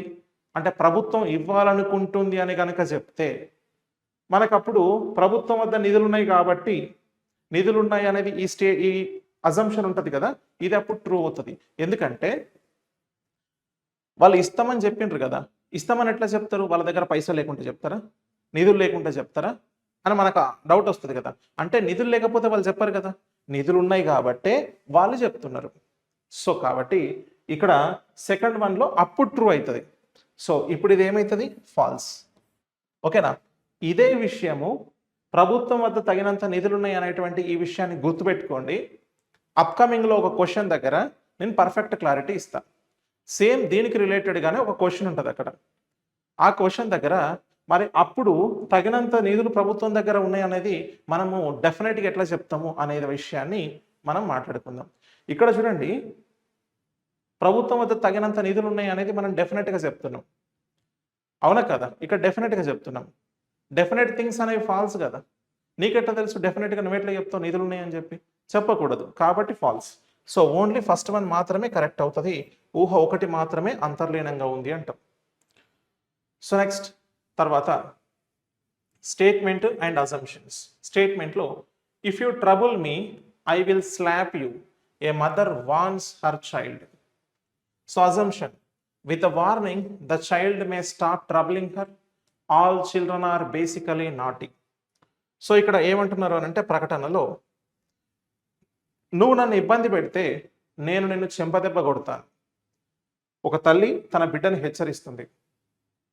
ఏమంటుంది తెలుసా? నువ్వు నన్ను ఇబ్బంది పెట్టినావు అనుకో, నేను నిన్ను కొడతా అని వాళ్ళ మదరు వాళ్ళ కొడుకు చెప్తుంది, వాళ్ళ పిల్లోడికి చెప్తుంది. ఇప్పుడు ఊహ ఏంటి? అజంప్షన్ ఏంటి అని అంటే, ఇప్పుడు ఈమె నన్ను ఇబ్బంది పెట్టినావు అనుకో నిన్ను కొడతా అని చెప్పింది కాబట్టి ఆ పిల్లగాడు మళ్ళీ ఇబ్బంది పెట్టడానికి ట్రై చేస్తాడా? మళ్ళీ నేను ఇక్కడ ఇబ్బంది పెడితే మా అమ్మ మళ్ళీ కొడుతుందో నన్ను అని చెప్పి వాడు ఆగుతాడు. ఇట్ మైట్ బి వాడు వెయిట్ చేయడానికి అవకాశం ఉంటుంది. అంటే ఈ హెచ్చరికతో ఆ బిడ్డ ఆమెను ఇబ్బంది పెట్టడం మానేయొచ్చు. With the warning the child may stop troubling her. ఓకేనా? సో ఇక్కడ మనము ఏం చెప్తున్నాం? ఈ హెచ్చరికతో ఆ బిడ్డ ఆమెని ఇబ్బంది పెట్టడం మానేయొచ్చు. మే స్టాప్ అని అంటున్నాం. అంటే మనం డెఫినెట్గా చెప్తలేము.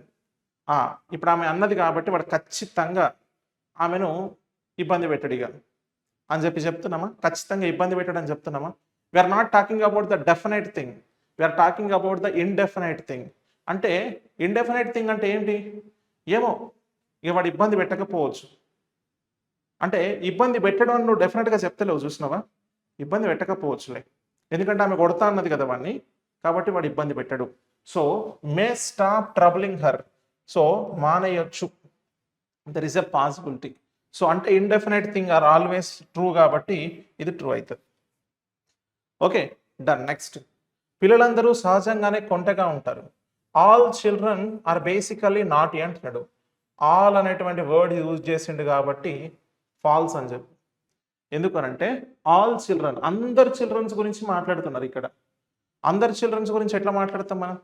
ఇక్కడ మాట్లాడేటువంటిది వాళ్ళ పిల్లోడి గురించి వాళ్ళ మదర్ మాట్లాడుతుంది. How can we talk about all children are naughty? So మనం అట్లా కంక్లూడ్ చేయొద్దు కదా, డెఫినెట్గా మనం చెప్పొద్దు కాబట్టి సెకండ్ వన్ ఫాల్స్ అవుతుంది. So only conclusion one follows. So ఊహ ఒకటి మాత్రమే అంతర్లీనంగా ఉంది, that is in the first option. Okay, right. Next, తర్వాత here we go the next statement and assumptions. Statement లో the state government has decided to appoint 4,000 primary school teachers during the next financial year.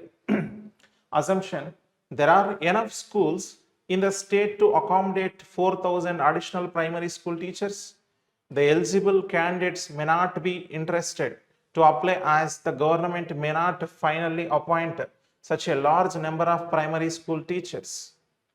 So ఇక్కడ మనకి ప్రకటన, వచ్చే ఆర్థిక సంవత్సరంలో 4,000 మంది ప్రాథమిక పాఠశాల ఉపాధ్యాయులను నియమించాలని రాష్ట్ర ప్రభుత్వం నిర్ణయించింది. ఇక్కడ మీకు ఒక మాట చెప్తా, ఏంటి అని అంటే ఈ స్టేట్మెంట్ చూసిన తర్వాత మనము అంటే ఎక్కడికక్కడ కొన్ని డౌట్స్ని క్లారిఫై చేసుకొని కొన్ని విషయాలని మనం ఎంఫసైజ్ చేసుకొని క్లారిటీ తీసుకోవడం ఇంపార్టెంట్. అప్పుడే మనం చాలా పర్ఫెక్ట్గా నేర్చుకుంటాం కదా.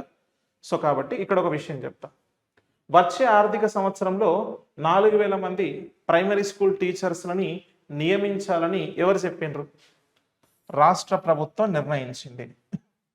రాష్ట్ర ప్రభుత్వం నిర్ణయించింది అని అంటే మనం ఇంట్రోలో ఒక విషయం మాట్లాడుకున్నాం, అవునా? సో సోషల్ వెల్ఫేర్కి సంబంధించి గౌట్ పాలసీస్కి సంబంధించినవి ఆల్వేస్ ట్రూ అవుతాయి అని చెప్పేసి అన్నాం. ఇప్పుడు ఇక్కడ ఏం చెప్పింది? రాష్ట్ర ప్రభుత్వం నిర్ణయించింది. ఇక ఈ నోటిఫికేషన్ల గురించి మనకు తెలిసినంత బాగా ఎవరికి తెలియదు. అంటే ఇప్పుడు రాష్ట్ర ప్రభుత్వం నిర్ణయించింది నోటిఫికేషన్ నెక్స్ట్ ఆర్థిక సంవత్సరంలో ఫిల్ చేద్దామని అంటే నమ్మకం లేదు దొరా అని మీరు అంటారు, అవునా కదా? అది నీ పర్సనల్ పర్స్పెక్టివ్ అది, ఓకేనా? నువ్వు ఇప్పుడు ఎట్లా థింక్ చేయాలి? ఇట్లాంటివి వచ్చినప్పుడు ఈడ క్వశ్చన్లు వస్తుంటాయి కొన్ని, ఇక మీకు ఎక్కడ లేని కోపం వస్తుంటుంది ఆ విషయం చదివినప్పుడు. సో ఆ స్టేట్మెంట్ చదివినప్పుడు దానికి సంబంధించి ఆ అజంప్షన్స్లో కానీ అంటే ఈ క్రిటికల్ రీజనింగ్ మొత్తం టాపిక్స్లో కూడా కొన్నిటికి చూస్తే మీ ఒరిజినాలిటీ మొత్తం బయటపెట్టి వైలెన్స్ క్రియేట్ చేయడానికి అనిపిస్తుంది. కానీ ఒక క్షణం నువ్వేం ఫీల్ కావాలనంటే నేను ఆఫీసర్ని, నేను కామ్గా ఉండాలి, నేను అస్సలు రియాక్ట్ కావద్దు అని అనిపించాలి మీకు. ఇప్పుడు రాష్ట్ర ప్రభుత్వం నిర్ణయించిందంటే అయినట్టే అనే థాట్ వస్తుందా రాదా నీకు? ఎందుకంటే నువ్వు రియల్ టైంలో ఆలోచించినావు. అంటే బీయింగే ఇప్పుడు అన్ఎంప్లాయీగా మనం ఉన్నామంటే ఒక నిరుద్యోగుడిగా ఉన్నాం కాబట్టి మనకు ఆ థాట్ వస్తుంది. ఇప్పుడు నువ్వు ఆఫీసర్గా థింక్ చేస్తే ఏమవుతుంది? రాష్ట్ర ప్రభుత్వం నిర్ణయించింది అని అంటే నెక్స్ట్ ఇయర్ ఇస్తారు అంటావా అనవా? నెక్స్ట్ అకాడమిక్ ఇయర్లో ఫుల్ఫిల్ చేస్తారని అంటావు. అంటే గవర్నమెంట్ ఇక్కడ రాష్ట్ర ప్రభుత్వం నిర్ణయించింది అని అంటే దట్స్ ట్రూ, దాన్ని రాంగ్ అని చెప్పడానికి లేదు, అవునా కదా? రైట్. సో ఇప్పుడు అజంప్షన్, రాష్ట్రంలో అదనంగా నియమించే 4,000 మంది ప్రాథమిక పాఠశాల ఉపాధ్యాయులకు సరిపడా పాఠశాలలు ఉన్నాయి అంటున్నాడు. అంటే ఒకవేళ రిక్రూట్మెంట్ చేసి 4,000 మెంబర్స్ని కనుక రిక్రూట్ చేసుకుంటే ఆ 4,000 మెంబర్స్ కూడా ఉండడానికి అంటే వాళ్ళని అపాయింట్ చేయడానికి సఫిషియంట్ స్కూల్స్ ఉన్నాయి అని అంటున్నాడు. మరి ఇది కరెక్ట్ అన్న అజంప్షన్ అని అంటే సఫిషియంట్ స్కూల్స్ ఉన్నాయి అని అంటే ఇది కరెక్టా? అంటే ఈ 4,000 మందికి సఫిషియంట్ స్కూల్స్ లేకపోతే గవర్నమెంట్ ఫైనల్ చేయదు కదా, అప్పుడు తక్కువ ఇస్తుంది, ఓకేనా? అంటే ఎక్సెస్ ఎప్పుడు ఇవ్వరు కదా, ఆల్వేస్ కొంచెం తక్కువనే ఇస్తారు నోటిఫికేషన్లో. సో కాబట్టి 4,000 మందికి రిక్రూట్మెంట్ చేస్తాము, అపాయింట్ చేస్తాము అని అంటే ఆ 4,000 మంది రిక్రూట్ అయ్యి ఆ స్కూల్స్ ఉన్నాయి కాబట్టి, అపాయింట్ చేయడానికి స్కూల్స్ ఉన్నాయి కాబట్టి చెప్తున్నారు. కాబట్టి ఫస్ట్ వన్ కరెక్ట్, ఓకేనా? నెక్స్ట్ సెకండ్ వన్, ప్రభుత్వం చివరికి అంత పెద్ద సంఖ్యలో ప్రాథమిక పాఠశాల ఉపాధ్యాయులను నియమించకపోవచ్చు కాబట్టి అర్హులైన అభ్యర్థులు దరఖాస్తు చేయడానికి ఆసక్తి చూపకపోవచ్చు అంటున్నాడు. ఎట్లాగూ ఆ నోటిఫికేషన్ ఇయ్యరు, అంత 4,000 అంటారు, 4,000 ఎక్కడ ఇస్తారు, ఇక మనం అప్లై చేసి కూడా వేస్ట్ అని చెప్పి థాట్ వస్తుంది చూసిర్రా. ఇది పర్సనల్ థాట్. ఈ పర్సనల్ థాట్ దీని అస్సలు ఇక్కడికి తీసుకురావద్దు. అంటే ఇక్కడ ఏముంది? నెగిటివిటీ ఉంది. ఎందుకంటే eligible candidates may not be interested, ఓకేనా? సో ఎట్లాగూ మనకు అప్లై చేసిన వేస్ట్ అనే ఒక థాట్ వస్తుంది అని చెప్పి చెప్తున్నాడు. సో ఇది ఆల్వేస్ ఫాల్స్. ఎందుకనంటే గవర్నమెంట్ డిసిషన్ తీసుకుంది అని అంటే ఇట్స్ ట్రూ, ఓకేనా? ఇది ట్రూ. సో ఇది ట్రూ కాబట్టి ఇప్పుడు నువ్వేం చేయాలి? నువ్వు పాజిటివ్ పర్స్పెక్టివ్లోనే ఆలోచించాలి. కాబట్టి ఇది నెగిటివ్ పర్స్పెక్టివ్ కాబట్టి సెకండ్ వన్ ఫాల్స్ అవుతుంది. So only assumption 1 is implicit here. ఓకేనా? రైట్. సో ఇట్లా తీసుకుంటాం. క్లియర్ అండి. దాని నెక్స్ట్ తర్వాత సో క్లారిటీ వస్తుందా? అర్థమవుతుంది కదా?